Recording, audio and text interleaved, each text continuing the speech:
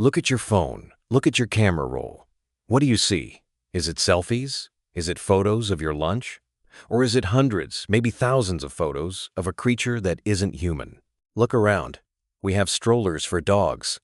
We have birthday parties for cats. We have people who will proudly say, "I don't want kids, I have my dog." Some people laugh at this. They think it's silly. They think it's just people playing pretend. But it's not pretend. Psychologically, the brain does not know the difference. When you look at your pet and you feel that rush of love, your body is releasing the exact same chemicals it would release if you were looking at your own human child. We are not just pet owners anymore.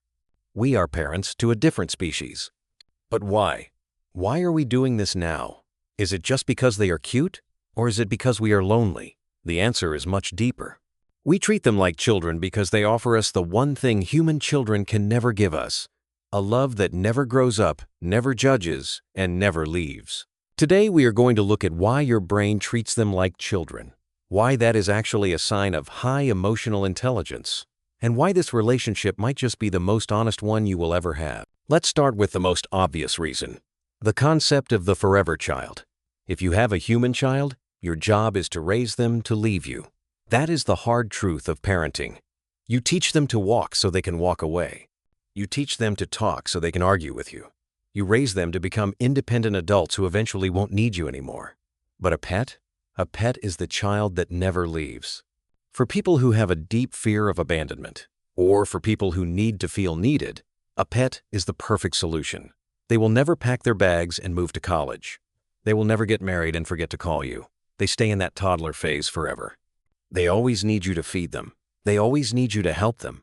They always want to be near you. This creates a sense of permanent safety for the owner. You don't have to worry about the relationship changing. It is frozen in time. It is a bond that is safe from the pain of growing apart. Have you ever looked at your dog or cat and felt a sudden, overwhelming wave of affection, a feeling like you want to squeeze them or you just can't handle how cute they are? That is called cute aggression, and it is your brain trying to regulate an overdose of love. But why do we feel it? It's because of a concept called neoteny. Humans are hardwired to protect babies. Evolution installed a code in us. If it has big eyes, a round forehead, a small nose, and clumsy movements, you must keep it alive. This is the baby schema. Human children grow out of this. They get lanky. Their features sharpen. They stop looking like helpless infants. Your pet never grows out of it. A dog, a cat, even a rabbit. They are biologically designed to remain in a permanent state of babyhood. When you look at them, your brain releases oxytocin, the exact same hormone that bonds a mother to her newborn. This isn't a metaphor. If we scan your brain while you look into your dog's eyes, the chemical signature is nearly identical to a parent looking at their child. So when you call yourself a mom or a dad to your pet, you aren't role-playing. You are describing the chemical reality of your brain. You're a parent because your brain has decided you're one. But biology is only the hardware. Let's talk about the software. Let's talk about attachment theory. In human relationships, attachment is complicated. Children grow up. They learn to speak. They learn to judge. They learn to say, "I hate you." They leave for college. They form their own lives. Human parenting is a process of letting go. Pet parenting is a process of holding on. For the person who treats their pet like a child, this animal represents something that human children cannot: the eternal innocent. Your pet will never become a teenager who slams the door. They will never criticize your career choices. They will never move to another city and forget to call. Psychologically, the fur baby offers a secure base without the risk of rejection.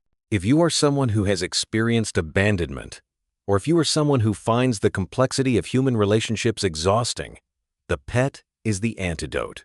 It is a relationship frozen in the honeymoon phase of parenting. It is the joy of nurturing without the pain of separation. You are drawn to this dynamic not because you are avoiding reality, but because you are seeking a safe harbor. You are creating a bond that is unbreakable by time or maturity. You are choosing a child who will need you, love you, and stay with you until the very end. A pet offers simple love. This is a massive draw for people who have high anxiety or who deal with a lot of stress in their daily lives. When you come home to your fur baby, you don't have to explain your day. You don't have to apologize for being tired. You don't have to pretend to be happy. They just want you exactly as you are. Maybe you felt judged by your own parents. Maybe you feel judged by society. But your dog, your cat, they think you are everything. This is why we spoil them. This is why we cook them special meals and let them sleep in the bed. We are rewarding them for making us feel safe. We are giving them the best life possible because they give us the only place in the world where we are enough. Now let's look at you, the human. Who are you really? Society likes to paint the pet parent as someone who fills a void, the crazy cat lady, the couple who couldn't have kids. This is a lazy analysis. The truth is, people who treat pets like children are often high-capacity nurturers. You have a surplus of caregiving energy. You are likely the person in your friend group who makes sure everyone got home safe. You're the one who remembers birthdays. You're the one who worries. For the millennial and Gen Z generations, this is even more profound. The world is expensive. The future is uncertain. Traditional milestones like buying a house or having a human family feel out of reach for many. But the nurturing instinct, the need to take care of something, doesn't just go away. It is still there. It needs a place to go. So the pet becomes the recipient of all that energy. They are not a replacement in a bad way. They are an alternative. They allow people to have a family without the crushing weight of modern financial stress. They allow you to be a caregiver without giving up your entire freedom. They are the light version of parenthood that fits into a busy, modern life. This is you claiming your identity as a caregiver. You are saying, I have love to give, and I will give it to the creature that appreciates it the most. And for many, that bond is just as real and just as important as a blood relation. It is a family chosen, not born.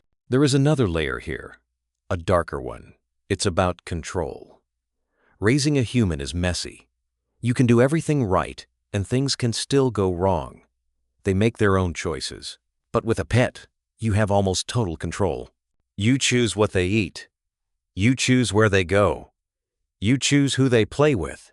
And for people who feel like their own lives are out of control, maybe your job is chaotic, or the world feels scary, raising a pet perfectly becomes a way to cope.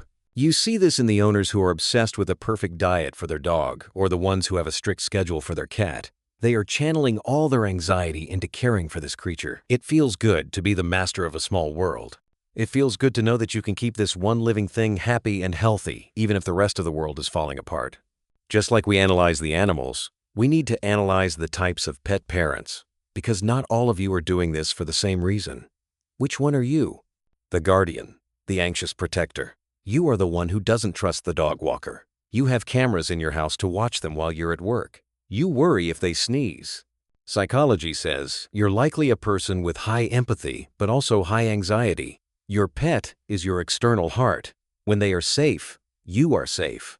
When they are vulnerable, you feel exposed. You treat them like a child because you know how fragile life is. You are a protector of the innocent. Your love is fierce, vigilant, and all-consuming. The soulmate, the deep bonder. You don't just take care of them, you talk to them. You feel like they understand your words. You prefer a Friday night with your dog to a night out with friends. Psychology says you are seeking intellectual and emotional intimacy.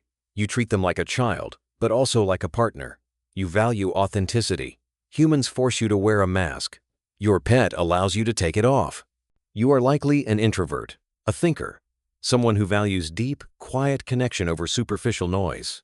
The redeemer, the healer. Maybe you rescued them. Maybe they were broken, scared, or sick when you found them, and you fixed them. Psychology says you are a restorer. By saving them, you're often healing a part of yourself. Every time you show them kindness, you're proving that the world can be good. You treat them like a child because you want to give them the childhood you perhaps didn't have or the safety you wish you saw more of in the world. This is the most noble form of projection. But just as we can heal them, they can heal us, specifically our inner child. This is the most powerful point. When we treat our pets like children, we are often fixing the way we were treated when we were small. Think about it. The way you talk to your dog. You're so good. You're so smart. Look at you. Is that how your parents talked to you? If it wasn't, then you are doing something called reparenting. You are giving this animal the love, the patience, and the safety that you wished you had. Every time you buy them a toy, you are healing a little part of yourself that didn't get enough toys. Every time you hold them when they are scared of thunder, You are healing the part of yourself that was left alone in the dark.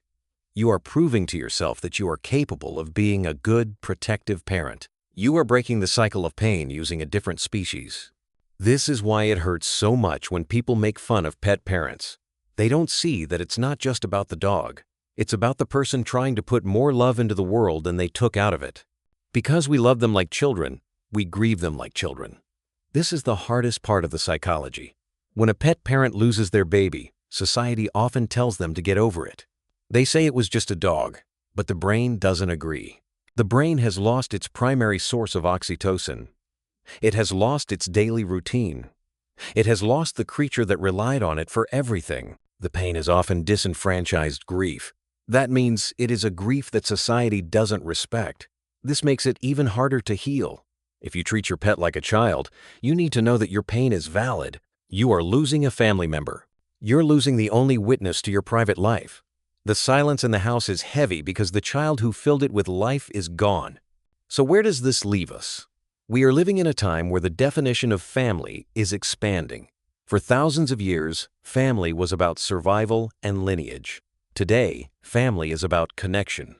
If you treat your pet like your child, you are a pioneer of this new emotional landscape.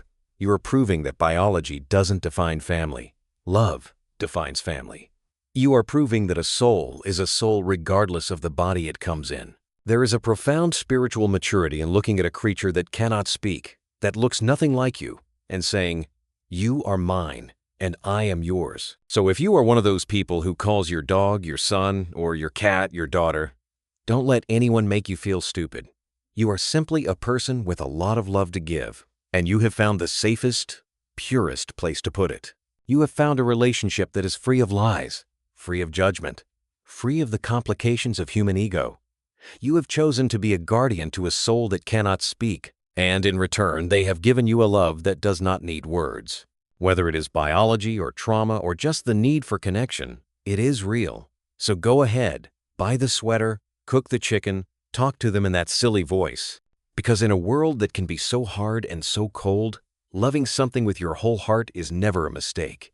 So if you made it this far, and you know exactly what I'm talking about, if you have a fur baby who saved your life just by being there, hit that like button. Let's show the world how many of us there are. And if you want to understand more about the hidden reasons why we do what we do, tap subscribe. And remember, family isn't always about whose blood you have. Sometimes it's about who is waiting for you at the door when you get home.